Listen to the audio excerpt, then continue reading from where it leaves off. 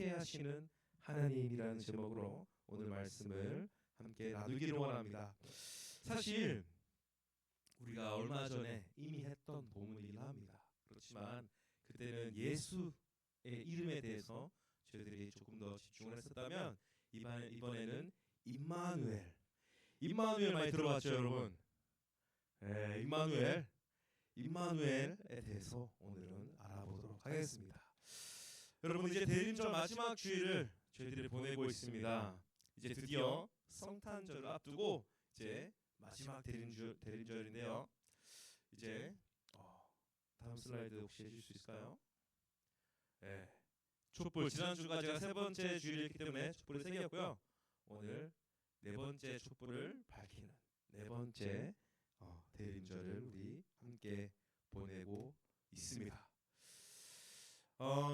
아마 여러분들 지금 이제 시험도 거의 다 마무리되고 또 누군가에게는 이제 방학이 다가오면서 이제 쉼을 또 얻겠지만 또 누군가에게는 그 방학이 새로운 시작이 될 수도 있고요. 이제 또 마무리하는 이제 우리의 또 고등학교를 마무리하는 이제 그러한 방학이 되면서 마음이 편안할 수도 있고 마음이 불편할 수도 있고 편안할 수도 있고 또 어려울 수도 있고 그런 상황 가운데 있지만 무엇보다도 가장 중요한 것은 우리가 중고등부 공동체 안에서 우리가 말씀으로 하나 되어서 우리가 그 말씀을 통하여서 서로가 만나가고 함께 이끌어주고 또 함께 이끌림을 받는 여러분들이 되시길 바랍니다.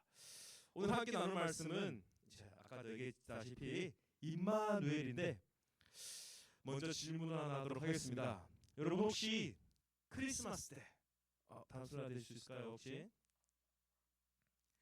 여러분 성탄절에 가장 받고 싶은 선물을 받은 적이 있나요? 아마 여러분들 마음 가운데 지금 기억을 하고 있을 거예요. 내가 어떠한 선물을 받았었나? 근데 내가 원했던 게 아닌 것 같은데. 저 같은 경우에는 아직도 생생하게 기억이 나는 게 있습니다. 제가 6살 때였는데 대구에 있는 이제 유치부 동로교회라는 그 유치부에서 제가 출석하고 있을 때였습니다. 그때 미니카가 한창 유행을 하고 있었어요. 혹시 미니카 아나요, 여러분? 미니카라고 아주 쪼맨한 아주 작은 자동차인데 버튼을 딱 누르면은 뭐 다 돌면서 이제 빠르게 가는 이제 그러한 미니카가 있었습니다. 어렸을 때 너무나도 갖고 싶었어요. 이번 크리스마스 때 미니카 꼭 갖고 싶다 이렇게 생각을 했는데 아니나 다를까 6살 크리스마스 때 유치부에서 저에게 미니카를 선물로 줬던 그러한 기억이 있습니다. 너무나도 기뻤던 기억이 있었기 때문에 수십 년이 지나도 지금 아직도 저에게는 인상이 아주 깊은 선물이었습니다. 이렇게 자기가 원하는 선물을 받을 때 자기도 예상치도 못했지만 그렇게 원했던 선물을 실제로 받았을 때에는 너무나도 놀랍고 큰 기쁨이 있습니다. 그렇기 때문에 저도 아직도 기억을 하고 있는 것이겠죠. 하지만 오늘 본문에서는 우리가 다룰 내용은 또한 이제 선물에 관한 것인데 이 선물이 무엇이냐 했을 때 바로 예수 그리스도입니다. 즉 이미 오래전에 우리가 이미 배워서 알지만 이사야서에서 수천 년 전에 이미 예수 그리스도에 대해서 예언을 한 바가 있었습니다. 그것을 떠나서 이사야서뿐만이 아니라 성경 전체에서 계속해서 하나님은 너희를 구원하실 것이다라는 예언을 계속 해오고 있었습니다. 그 선물이 그것이 실현된 것이 바로 예수 그리스도인데 오늘은 그 우리와 함께 계시는 그 하나님 예수 그리스도에 대해서 우리가 알아보도록 하겠습니다. 오늘 본문에서 마리아와 요셉의 그 부부가 나오게 됩니다. 하지만 마리아는 이미 임신을 한 상태였습니다. 그 임신한 아기가 누구냐? 누굴까요? 마리아가 임신한 아기 누구죠? 예수님입니다. 예수 그리스도라는 사실이죠. 우리 사도신경에서 보면은 우리가 이렇게 외우죠. 그는 성령으로 잉태되어 동정녀 마리아에게서 나시고. 그렇게 우리는 사도신경을 항상 중고등부에서 하진 않지만 우리가 항상 외우고는 있습니다. 이 동정녀라는 것이 무엇이냐 했을 때 처녀라는 것입니다. 이 처녀라는 것의 의미에 대해서 우리가 알아보고자 하는데 처녀는 말 그대로 아직 남편이 없는 상태를 얘기합니다. 남편이 없는 상태. 그것이 무슨 의미를 하냐 했을 때 우리는 사람 자체는 태어날 때 이미 유전자 자체가 짝을 가지게 되어 있습니다. 내가 짝을 가질 만한 사람을 찾게 되어 있고요. 그것뿐만이 아니라 내가 살아갈 때에 와, 이것은 나를 짝으로 삼고 싶다. 단순히 이성을 말하는 게 아니에요. 예를 들자면은 나의 진정한 짝이 무엇이냐 할 때 그것이 돈이 될 수도 있고요. 그것이 친구가 될 수도 있고요. 명예가 될 수도 있고 성공이 될 수도 있습니다. 하지만 내가 짝을 삼을 만한 것이 아무것도 없다라는 그러한 상태가 바로 이 처녀의 상태라는 것입니다. 내가 진정으로 내가 짝을 삼을 만한 것이 누구냐 했을 때 하나님이다라는 것이죠. 그랬을 때 마리아가 예수님을 잉태할 수 있었던 것처럼 우리 또한도 예수님을 우리 안에 드릴 수 있게 된다는 것입니다. 단순히 처녀를 통하여서 예수님이 태어나셨다는 것은 예수님의 기적적이고 뭔가 기이한 현상에 대해서 얘기를 하려고 했던 것보다도 더 중요한 것은 성경 그 하나하나의 의미를 우리가 알아가야 되는 것입니다. 바로 우리는 결국 짝을 삼을 만한 것이 아무것도 없구나. 하나님 외에는 우리가 짝을 삼을 만한 것이 아무것도 없구나 라는 고백이 바로 이 처녀의 상태라는 것입니다. 여러분들도 항상 성경을 읽어갈 때 이것이 무엇을 의미하는지 항상 알아보고 또 묵상해가는 여러분들이 되었으면 좋겠습니다. 오늘 본문에서 마리아가 임신을 하는데 성령을 통해서 임신을 한다라는 것을 본문은 이야기를 합니다. 아마 마리아와 요셉은 많이 당황을 했을 것입니다. 우리에게도 예수님을 믿고 우리가 교회를 다니다 보면 당황스러운 순간들이 많이 있습니다. 내가 의도치 않고 내가 이렇게 의미한 것이 아닌데 뭔가 예상대로 되지 않을 때 우리는 당황을 하게 됩니다. 예를 들어서 노방전도를 할 때도 마찬가지입니다. 누군가 나에게 나는 선물을 주려고 했을 뿐인데 누군가 나에게 와서 오히려 되려 욕을 할 수도 있는 것이고, 혹은 내가 교회를 다니느라 학원을 가지 못해서 내가 원했던 성적이 나오지 않을 수도 있고요.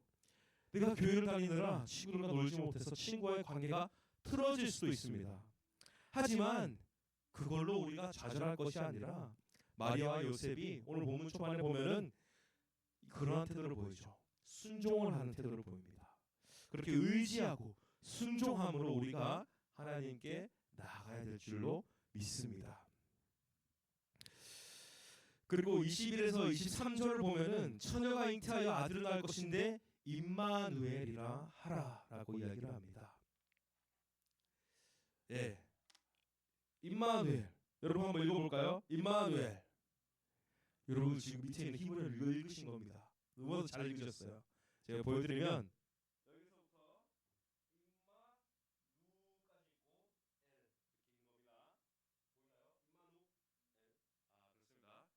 임마누와 엘이 합성된 단어입니다. 임마누엘. 임마누라고 하는 것은 우리와 함께한다 라는 것을 의미합니다. 그리고 엘, 많이 들어보셨죠? 엘 뭘까요? 엘 성경에 많이 나옵니다. 엘, 이스라엘도 있고요. 또 뭐가 있을까요? 에베네셀, 또 엘로 이제 끝나는 거죠. 엘은 하나님을 의미합니다. 엘. 또 할렐루야도 보면은 그게 엘이 앞에 나오게 됩니다. 할렐루야. 하나님 우리와 함께한다라는 것이 바로 이 임마누엘의 뜻입니다.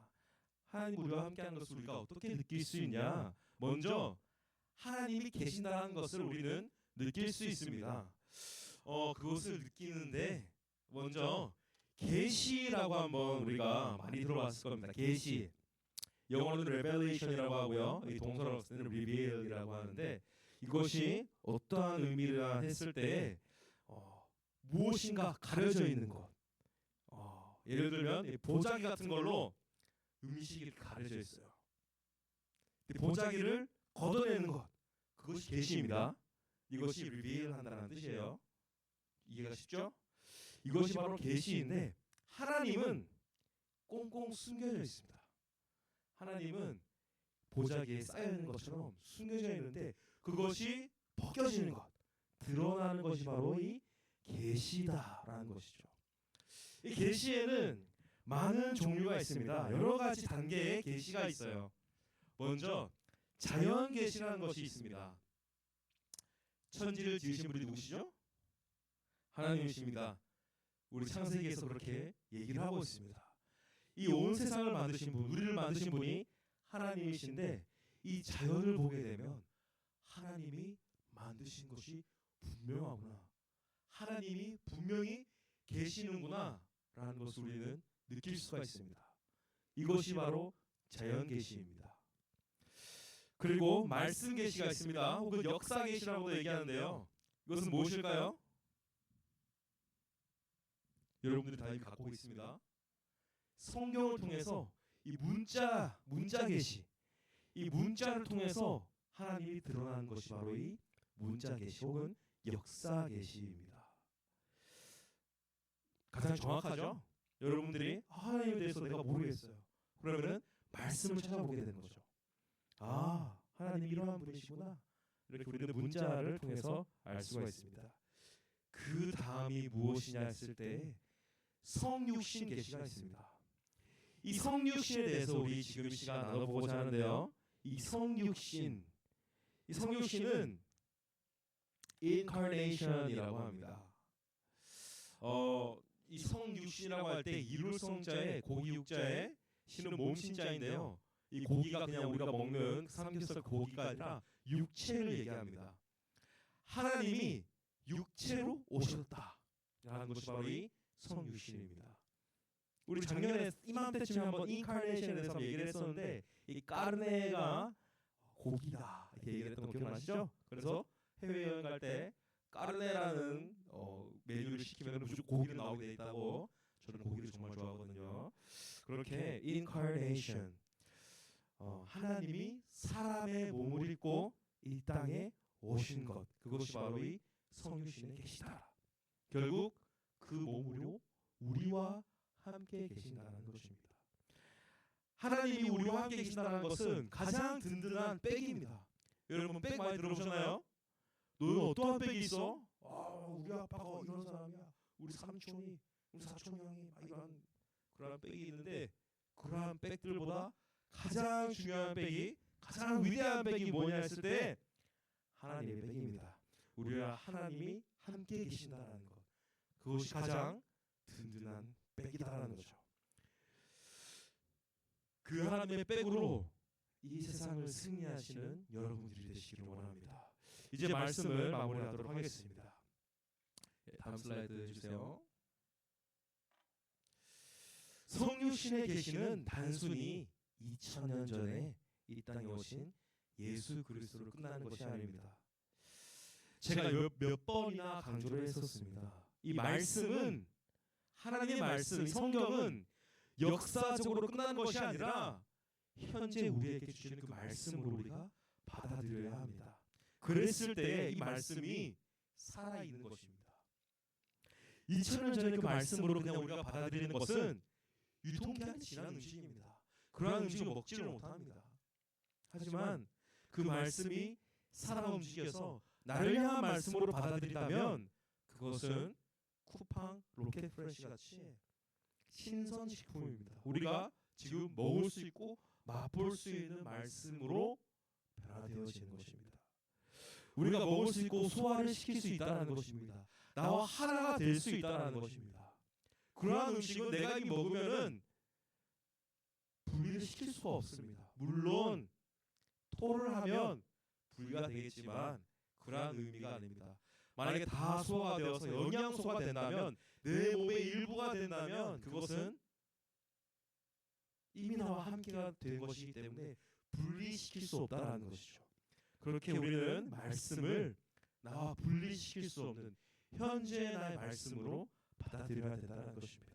그렇다면 지금 나에게 어떤 의미인지 우리가 그것을 알아야 되는데, 예수 그리스도는 현재 지금 이 순간 이 자리에도 살아계신다라는 것입니다.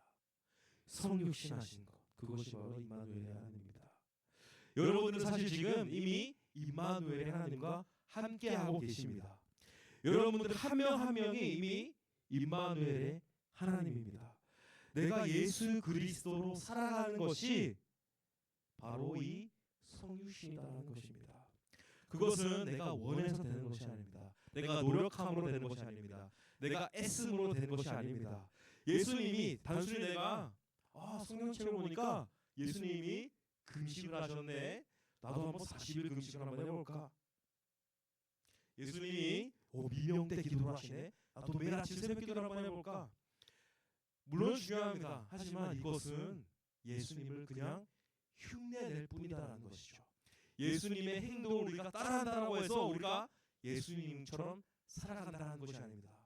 예수님처럼 살아간다는 것은 예수님의 본성이 나로부터 나와줘야 된다는 것입니다. 과정이 잘못되어 있죠. 반대로 돼야 되는 것입니다.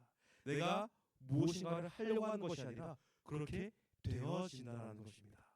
그것이 어떻게 되냐 했을 때 말씀을 먹고 내가 소화시키고 하나 되었을 때 내가 예수 그리스도로 살아갈 수 있다는 것입니다.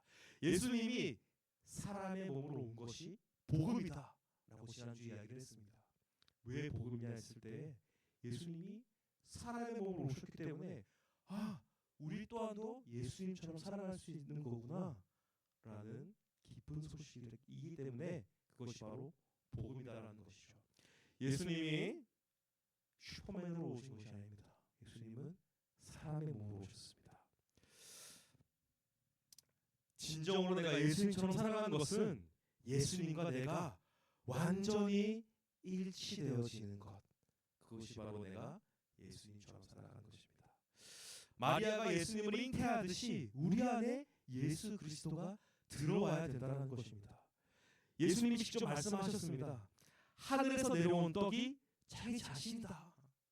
그러니 나를 먹어라. 이렇게 예수님이 말씀하셨습니다. 그렇게 예수님의 존재를 우리가 먹어서 일치시켰을 때 예수님처럼 살아갈 수 있을 줄 믿습니다. 내가 노력하는 것, 그것이 아니라 내가 어떻게 예수님처럼 내가 살아갔나, 언제 점검할 수 있냐 했을 때 사람들이 얘기를 해줍니다. 너를 보니까 예수님이 어떠한 분인지 알 것 같아. 그러한 고백이 나올 때 내가 예수님과 같은 삶을 살고 있구나. 여러분들은 알 수 있게 될 것입니다. 그것이 바로 무엇이냐 할 때 임마누엘이다라는 것입니다. 하나님 우리와 함께 계신다. 성육신하시다라는 것이죠.